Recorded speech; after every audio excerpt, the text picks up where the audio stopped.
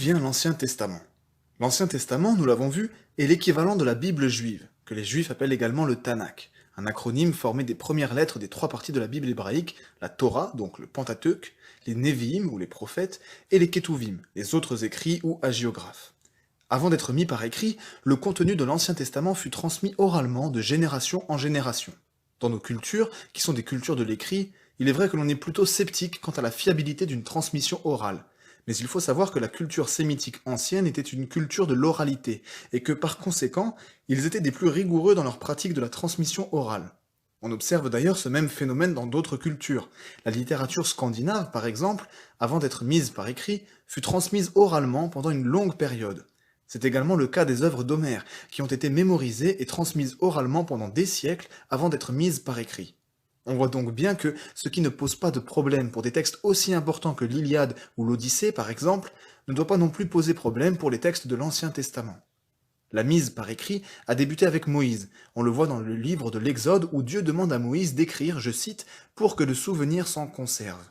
Traditionnellement, on attribue la rédaction des 5 premiers livres de la Bible, le Pentateuque ou la Torah, à Moïse, aux alentours de 1300 ans avant Jésus-Christ. Dans ces écrits, il est expliqué la création du monde, la chute de l'homme, et la manière dont Dieu choisit son peuple, le libère de l'esclavage et lui donne une loi. Par la suite, les Nébi'im ont été rédigés par des rois et des prophètes, jusqu'aux alentours de 400 ans avant Jésus-Christ. Parallèlement à cela ont été pareillement rédigés les Ketuvim, qui constituent essentiellement une littérature poétique et de sagesse.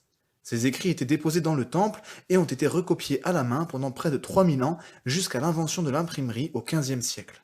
Par ailleurs, on s'aperçoit que ce Tanakh fut considéré comme complet très tôt dans l'histoire, c'est-à-dire que les Juifs savaient qu'il n'y aurait pas de livre à y ajouter, car en plus des éléments déjà cités, nous sommes en possession d'écrits datant de 132 ou encore de 125 avant Jésus-Christ, et dont les auteurs parlent du Tanakh comme d'un ensemble déjà défini. Nous avons par exemple la traduction du Siracide par le petit-fils de Ben Sira, ou encore le deuxième livre des Maccabées, qui tous deux parlent de la loi, des prophètes et des écrits. Jésus lui-même parle de la loi, des prophètes et des écrits dans les évangiles. On voit donc bien là que la loi, les prophètes et les écrits représentent la Torah. La loi, les Nevi'im, les prophètes et les Ketuvim, les autres écrits ou hagiographes, c'est-à-dire les 24 livres reconnus comme parole de Dieu par les Juifs qui forment un tout, un ensemble bien défini et délimité dès au moins le 2e siècle avant notre ère. Dans la deuxième partie de cette vidéo sur l'histoire de la Bible, nous verrons comment le Nouveau Testament nous est parvenu.